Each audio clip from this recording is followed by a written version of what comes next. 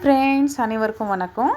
இன்றைக்கி நம்ம சேனலில் என்ன ரெசிபி பார்க்க போகிறோன்னா, ரொம்ப அருமையான தேங்காய் பால் சிக்கன் குழம்பு எப்படி செய்கிறது பார்க்கலாம் ஃப்ரெண்ட்ஸ். இது ரொம்ப ருசியாக இருக்கும். இது செய்கிறதுக்கு முதல்ல நான் இங்கே 1 கிலோ அளவுக்கு சிக்கன் எடுத்து வச்சுருக்கேன்.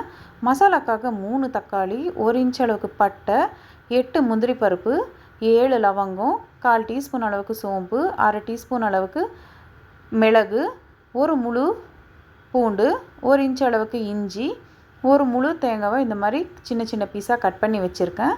தாளிக்கிறதுக்காக 2 டேபிள் ஸ்பூன் அளவுக்கு எண்ணெய், 5 பச்சை மிளகா, ஒரு பெரிய சைஸ் வெங்காயம், 1/4 டீஸ்பூன் அளவுக்கு மஞ்சள் தூள், 1 டேபிள் ஸ்பூன் அளவுக்கு தனி மிளகாய் தூள், 1 டேபிள் ஸ்பூன் அளவுக்கு தனியாத்தூள், உப்பு உங்கள் ருசிக்கு தகுந்த மாதிரி, கொஞ்சமாக கொத்தமல்லி. இது இவ்வளோ தான் ஃப்ரெண்ட்ஸ் இதுக்கு தேவையான பொருட்கள்.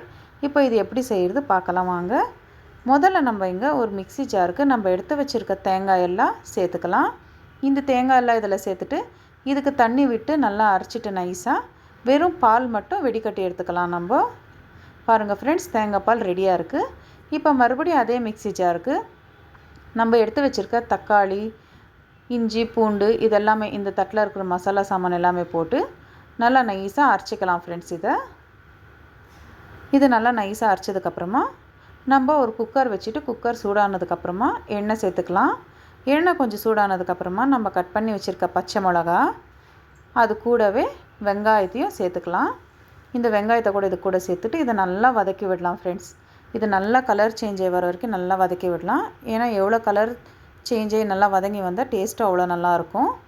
இது இந்த அளவுக்கு நல்லா வதங்கினதுக்கப்புறமா இது கூடவே இப்போது நம்ம க்ளீன் பண்ணி வச்சுருக்க சிக்கனு தண்ணி இல்லாத சேர்த்துக்கலாம் ஃப்ரெண்ட்ஸ். தண்ணி இருந்தால் நல்லா இருக்காது, அதனால் தண்ணி இல்லாத சிக்கன் மட்டும் சேர்த்துக்கலாம்.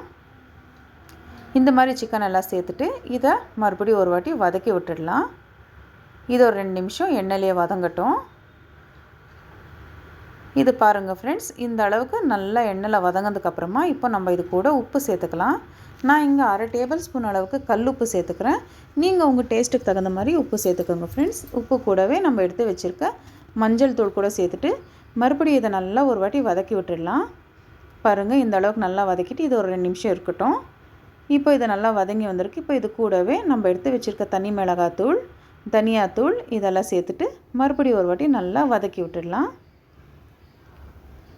பாருங்கள் ஃப்ரெண்ட்ஸ், இந்த அளவுக்கு நல்லா வதக்கி விட்டதுக்கப்புறமா இப்போ இது கூடவே நம்ம அரைச்சி வச்சுருக்க மசாலா சேர்த்துக்கலாம்.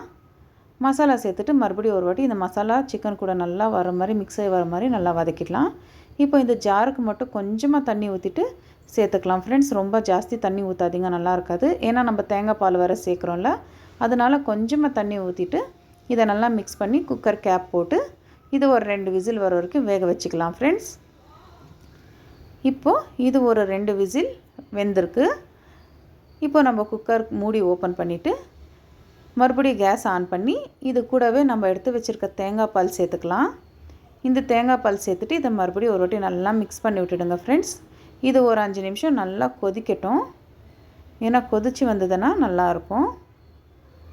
இது நல்லா ஒரு 5 நிமிஷம் இந்த அளவுக்கு கொதிக்கட்டும்.